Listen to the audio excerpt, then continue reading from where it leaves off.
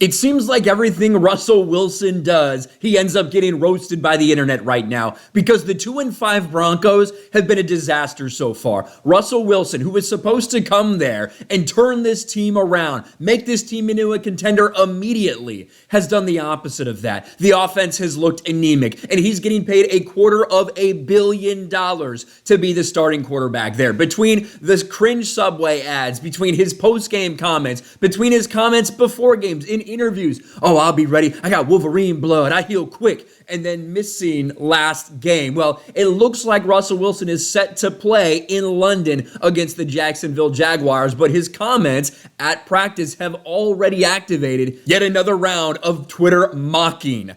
Twitter is having a field day after Russell Wilson's plane activities. Almost everyone that's been on a plane has seen some questionable behavior from their fellow passengers, but few can say how they would react if they were trying to sleep and they saw an NFL quarterback doing high knees in the middle of the aisle. That's the exact scenario that Broncos players found themselves in with Russell Wilson on their 8-hour flight to London this week. I cannot imagine being locked in the same room or same plane with Russell Wilson, as cringe as he is, as disingenuous as he is. But that was what happened to the Broncos players, who probably pretty quickly are starting to realize, I cannot believe we committed this much to this dude. Speaking to reporters in England on Wednesday, Wilson willingly offered up information about his discourteous plane behavior as evidence that his recovery from a hamstring injury was going along swimmingly. The 9-time Pro Bowler broke down his personal flight plan hour by hour. Let's just listen to him, shall we? Let's listen to Russell Wilson.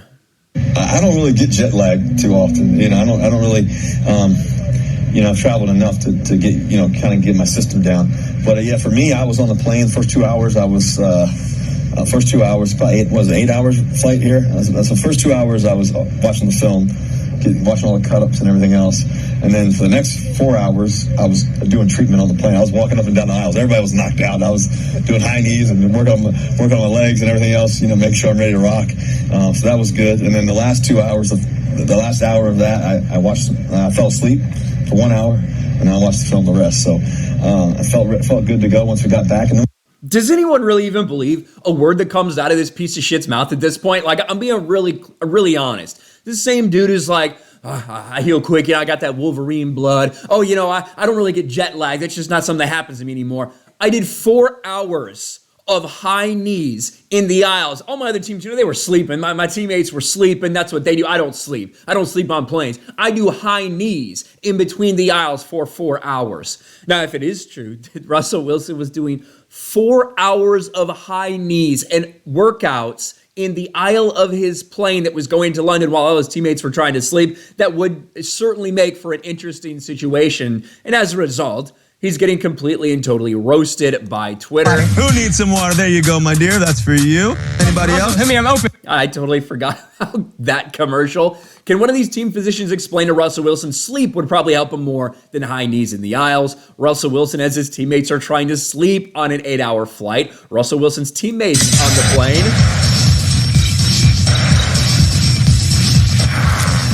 Pretty much at this point. What else do we have? We reached the stage of the season where Russell Wilson is doing high knees on the plane and Nathaniel Hackett is getting asked about his job status. There was so much hope on September 12th. Now we're here. Longest 45 days ever. Hashtag Broncos country. Russell Wilson, and time again, shows he knows how to win over his teammates. POV, you're on an 8-hour flight to London and you see Russell Wilson running down the aisle.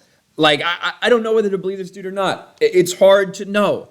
He is so artificial. He is so fake at all times. It's tough to tell what is real with this dude and what is just an act and what is just a lie from him. One thing is for sure, Broncos fans are tired of seeing him out there not able to move the ball, not able to score touchdowns, making bad turnovers, bad mistakes, bad plays, especially when you're paying this dude $250 million. Things continue to get worse for Russell Wilson, and he needs to turn this around quickly. We'll see what they can do in London against the Jaguars. Let me know your thoughts in the comments below. Smash a like button, subscribe to the channel, ring the bell for notifications, share this video out there, and I'll talk to you later.